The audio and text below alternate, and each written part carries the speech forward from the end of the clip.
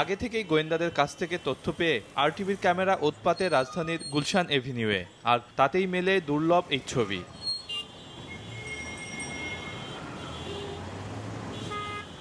Model হওয়ার স্বপ্ন দেখেন এমন তরুণ তরুণীদের প্রলোভন দেখিয়ে রাজধানীর নানা জায়গায় ডেকে নিয়ে কৌশলে তাদের মোবাইল সেট হাতিয়ে সটকে পড়ে প্রতারক চক্র।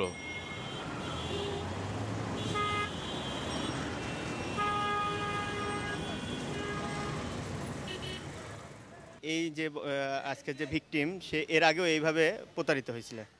প্রতারিত হওয়ার ফলে সে আবার এই প্রতারক চক্রের খপ্পরে পড়ছে। আমরা আগে থেকে একটা ইনফরমেশন পাইছিলাম যে এইভাবে তাকে আবার প্রতারিত করা হতে পারে। মডেল হতে আগ্রহীরা বললেন, একবারে তাদের পাতা ফাঁদে পা দিলে তা থেকে সহজে বেরোনোর পথ থাকে না।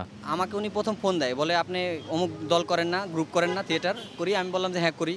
তো অমুকের কাছ থেকে নাম্বারটা, একজনের নাম বললো আমার গ্রুপের, আমি খুব কাছে। তো আমি বললাম হ্যাঁ করি, তা আপনার একটা বিলবোর্ডের কাজ করাবো, আপনি একটু আসেন। আবার বাংলার চলচ্চিত্রের নায়ক হওয়ার প্রলোভনে পড়ে কিভাবে দুটি নতুন দামি মোবাইল খুঁয়েছেন সে দুঃখের কথাও জানালেন এই তরুণ। না, আমার ফ্রেন্ড আমাকে ফোন দিয়ে বললো যে এমন একটা ভাই আছে, তোমাকে এখনই আসতে বলতেছে, তুমি জলদি গুলশান 2 ওয়ান্ডারল্যান্ডের সামনে চলে আসো। তারপরে সে আমাকে বলছে, ভাই আপনার মোবাইলটা একটু দিবেন, ওই নাম্বারটা একটু আমার লাগবে। আমি বলছি ওকে নেন। নেওয়ার পর বলছি যে মেয়ে মডেলটা আসছে, আপনার একটু গাড়িতে সাইড করে বসেন, আমি মেয়ে মডেলটাকে নিয়ে আসি। আমি বলছি ঠিক আছে। সে জায়গায় গেল, আর আসলো না। আর অভিযুক্ত প্রতারক শহীদুল জানালেন কিভাবে এই হাত সাফাইয়ের কাজ চলে। 6 মাস আগে একটা কাজ করছিলাম, এটা নিয়ে এই মার্কেটিং হয়ে এই কাজটা হয়েছে, আর কিছু না। মানে তোমার এই কাজের মানে প্রতারণার কিভাবে করো বা কি মডেল বানাবো এটা বইলা জাস্ট নিয়েছিলাম, কথা বলে মোবাইল নিয়ে গেছি।